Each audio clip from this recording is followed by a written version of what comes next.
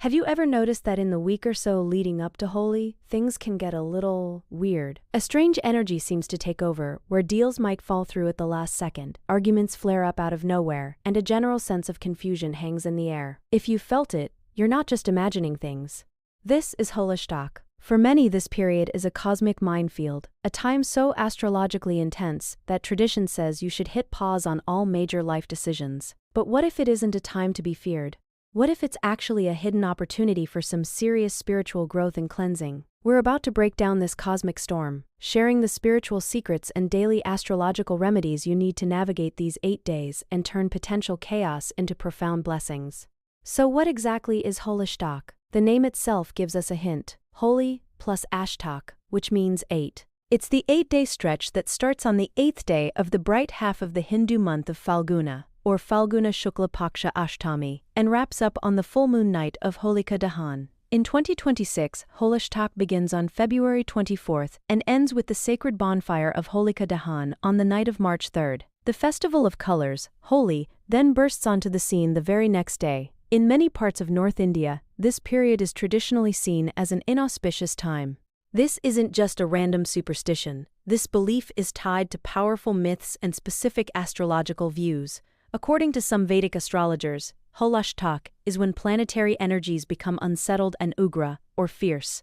It's believed this intensity can stir up confusion, impatience, and emotional imbalance if we don't navigate it with a little awareness. But the story that truly gives Holashtak its spiritual weight is one of unshakable faith in the face of absolute tyranny. It's the story of Bhakta Prahlad. Once upon a time, there was a demon king named Hiranyakashipu, who, after performing intense austerities, was granted a powerful boon by Lord Brahma. This boon made him nearly invincible. He couldn't be killed by man or beast, by day or night, inside or out, on the ground or in the sky, or by any weapon.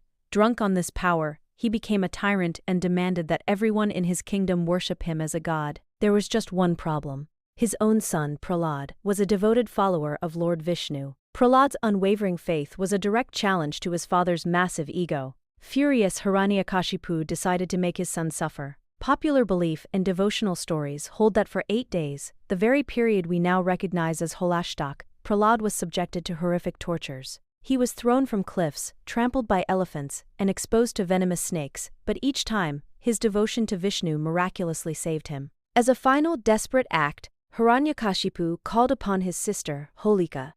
As popular legend tells it, Holika had a special blessing that made her immune to fire, sometimes described as a magical shawl. The plan was as cruel as it was simple. Holika would sit on a massive bonfire with Prahlad in her lap. She would be safe, and Prahlad would finally be destroyed. But as the flames roared to life, something divine happened. A gust of wind is said to have ripped the protective shawl from Holika and wrapped it around Prahlad instead.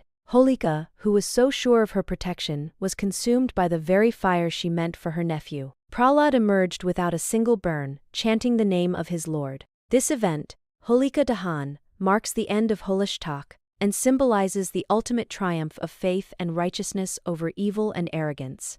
Because of this intense mythological and astrological backdrop, Holashtak is traditionally seen as a time for looking inward, not for major outward expansion. Many believe the cosmic energies just aren't supportive of new beginnings.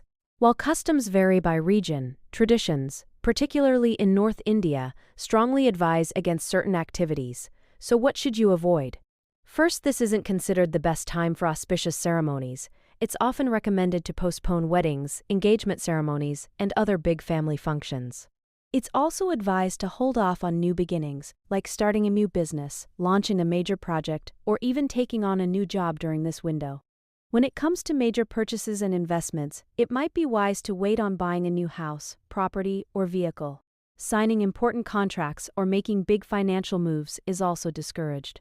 Finally, house-related activities like griha pravesh or housewarming ceremonies are typically avoided, and some traditions even suggest holding off on personal rituals, like getting a haircut. So, if there's a long list of things you shouldn't do, what should you be doing? Holashtak isn't meant to be a time of fear or inactivity. Think of it as a period for spiritual housekeeping. It's designed to help you cleanse, reflect, and connect. The same intense energy that makes it tricky for material goals makes it perfect for spiritual practices. Here's what's recommended. First, prayer and mantra chanting is your most powerful tool. Engage in daily prayer and chant mantras associated with Lord Vishnu, Lord Shiva, or Hanuman. It's also a great time for meditation and self-reflection. Spend some quiet time with yourself. This can help you keep your cool and stay positive. Donation and charity, or daন, is considered exceptionally beneficial during these 8 days. Donating food, clothes, or money to those in need is believed to help offset negative influences and earn spiritual merit. And finally, devotees are encouraged to offer prayers to Lord Vishnu and his Narasimha avatar, the powerful half-man, half-lion form he eventually took to defeat Hiranyakashipu. A fascinating modern astrological interpretation links each of the 8 days of Holashtak with a specific planet in a fierce or agitated state. Understanding this framework can help you navigate the unique vibe of each day. Here's a day-by-day guide based on this belief system. On day 1, we experience the moon's turmoil. The moon rules our emotions and mind. When it's believed to be agitated, it can lead to anxiety, mood swings, and cloudy thinking. The remedy is to focus on calming activities. It's believed that chanting the Chandra mantra, Om Chandraya Namah, can help. Donating white items like milk, rice, or sugar is also considered an effective practice. Day 2 brings the sun's ego flare. The sun represents our ego and our relationship with authority. When its energy is seen as fierce, it can spark ego clashes and arguments. To navigate this, practice a little humility. A simple traditional remedy is to offer water, arghya, to the rising sun. Chanting the Surya mantra, Om Suryaya Namah, and donating wheat or jaggery are also recommended. Day 3 is all about Saturn's obstacles. Saturn is the planet of karma and challenges.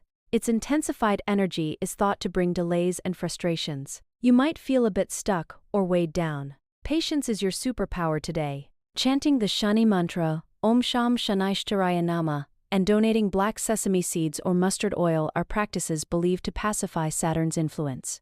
Next, on day 4, we deal with Venus's imbalance. Venus is all about love, relationships, and finances. An aggressive Venus can create tension in relationships or instability with money. The key here is to seek balance and harmony. Worshipping goddess Lakshmi is a great focus. Chanting the Shukra mantra, Om Shukraya Namah, and donating items like yogurt or camphor are considered powerful remedies. Day 5 brings Jupiter's misjudgment. Jupiter is the planet of wisdom and luck. When its energy is disturbed, it can lead to overconfidence or poor judgment. The best approach is to stay humble and seek true knowledge. Worshipping Lord Vishnu is recommended. A helpful practice is chanting the Guru mantra, Om Gram Greem Gram Sa Gurave Namah, and donating yellow items like bananas or turmeric. Then on day 6, we face Mercury's communication chaos.